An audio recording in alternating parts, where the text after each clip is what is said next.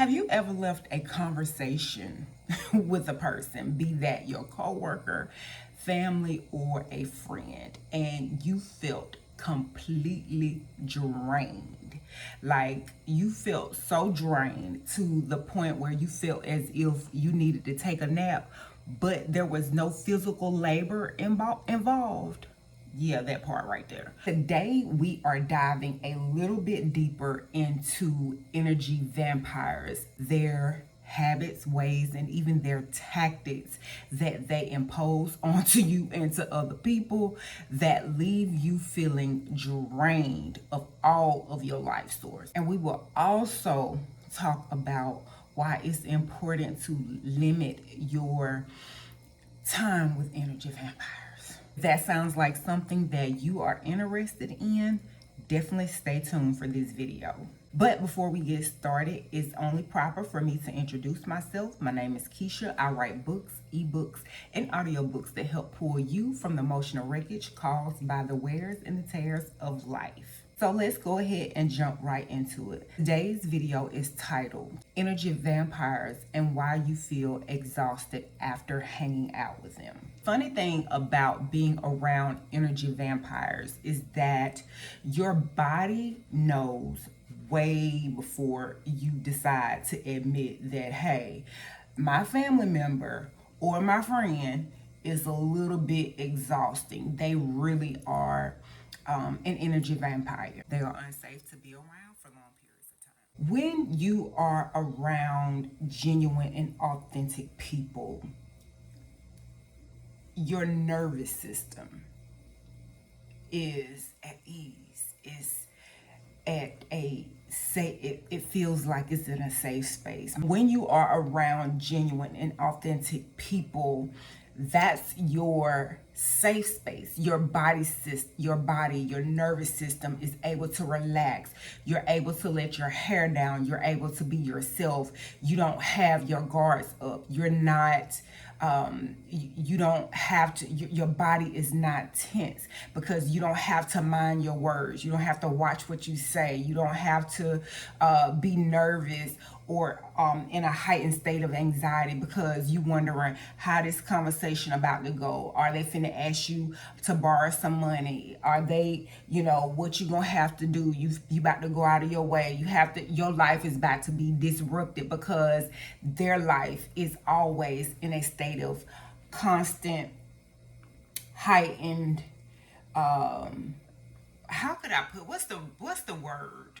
Their life is always all over the place. It doesn't have any structure. So when you get people who are energy vampires, who operate in a heightened state of chaos and confusion, and you spend time with them, your body is not relaxed.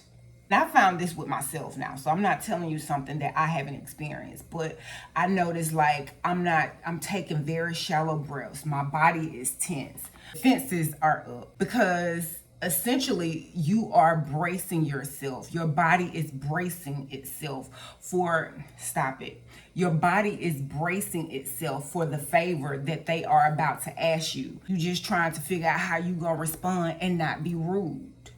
When you are in the company of energy vampires, when you are around unsafe people. Energy vampires, they don't use conversations to connect with you. They use conversation as a way to unload all of that toxicity, all of that backed up waste that is inside of them onto you. And the exhausting thing about energy vampires, they want to conversate without the solution being the goal. They want to conversate with unloading and releasing being the goal. Like they're not looking for a solution to the problem. They are looking for somebody to release upon. And you, because you are the listening ear, you are that person. I think healthy venting is reciprocal. And what I mean by that is that you can share something with somebody and something may be bothering you, and, you talk about it, right? And you just go on about your day. Whereas they also may one day not be having a very good day, and they can confide in you about, the kind of, the down day that they may be having, right? And you may be there to be a listening ear because you want to reciprocate or extend that kindness that they did to you, right? And so while they are venting about their day, maybe you are just there to be a listening ear at that time and passing through. Maybe you're there to give some advice, a word of encouragement. Every situation does not need a solution to their problem. Everybody don't want their problem solved. And I had to be told that sometimes it's just better to shut up and listen instead of listening to respond and fix their life, because they're not coming to you to fix their life. They're coming to you because they want you to listen. And so I think healthy reciprocal relationships is good.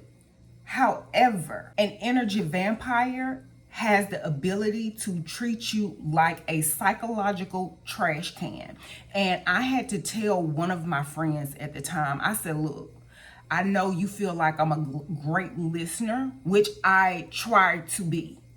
I intentionally try to be a great listener. I intentionally try to be a great friend, because you treat people how you want to be treated. But it's important for me to tell you that I'm not a licensed therapist. I am not a counselor. I am not a doctor. I am not a licensed medical professional. And I hate that, in that particular situation, like I had to tell him, look, I am going to doctors. I am going to therapists. I am jumping through all of these hoops to get the healing that I need. And I cannot in turn pass that off to you because you refuse to admit that you got a problem and you refuse to go get help. Yet you want to call my phone and dump off on me. And then I got to share with you what the therapist shared with me, so you can get you some feel good healing going on, where you need to be getting your own specialized medical plan. You need to get your own specialized treatment. And sometimes we don't tell these people that.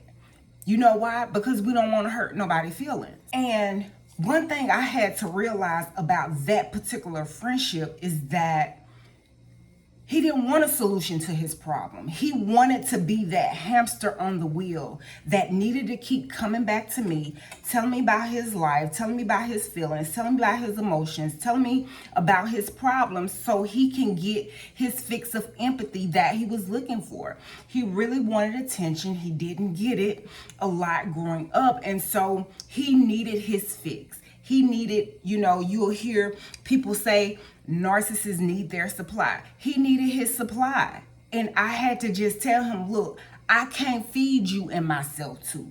I just can't.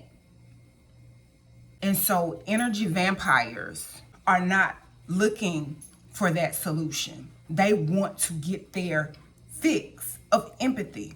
They want to get your attention. One thing about energy vampires, a lot of them may be deeply insecure, and they will definitely get super hella offended most of the time.